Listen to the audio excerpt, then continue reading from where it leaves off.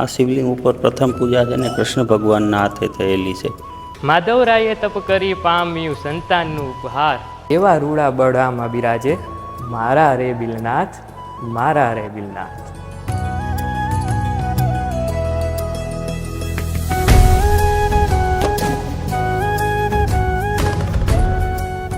હવા લાખ કમળે શણગાર્યો મારો ભોલેનાથનો દરબાર.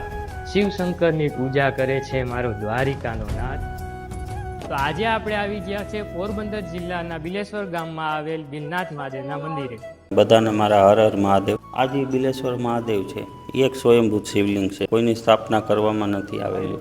આ શિવલિંગ ઉપર પ્રથમ પૂજા છે ને કૃષ્ણ ભગવાનના હાથે થયેલી છે. આ બિલેશ્વર ગામ છે, આખું બિલીનું વન જ હતું. અહીંયા કોઈ બીજું કંઈ હતું જ નહીં. 24 ફૂટની જે શિવલિંગ છે એમાં 19.5 ફૂટ જમીનની અંદર 4.5 ફૂટ બારે કૃષ્ણ ભગવાન અહીંયા 7 મહિનાનું અનુષ્ઠાન કરે છે. પોતે દરરોજના 1.25 લાખ કમળ ચડાવતા. એટલે કૃષ્ણ ભગવાન પૂજામાં બેસી ગયા અને 1.25 લાખ કમળ ચડાવવા માંડ્યા. એમાં એક કમળ અદ્રશ્ય થઈ ગયું. આપણું નેત્ર કમળમાં જ લેખાય. નિજ નિકાલ કે હરિકો હજારો વ્રત કિયા તબ બિલેશ્વર મહાદેવ પ્રસન્ન હોકર સુદર્શન ચક્ર દિયા. એટલે કૃષ્ણ ભગવાન જેવી કતાર લઈ આંખ કાઢવા જાય એવા દેવાદિદેવ બિલેશ્વર મહાદેવ પ્રસન્ન થાય છે. કૃષ્ણ ભગવાનને અહીંથી 2 વરદાન આપે. એક વરદાન સુદર્શન ચક્ર. કૃષ્ણ ભગવાનને કોઈ સંતાન નહોતા. અહીંયા 13 કિલોમીટર આપણે જાંબુવંતની ગુફા છે, એની દીકરી સાથે ગાંધવ લગ્ન કરે ને એના ખોળે શામ નામનો પુત્ર પ્રાપ્તિ થાય.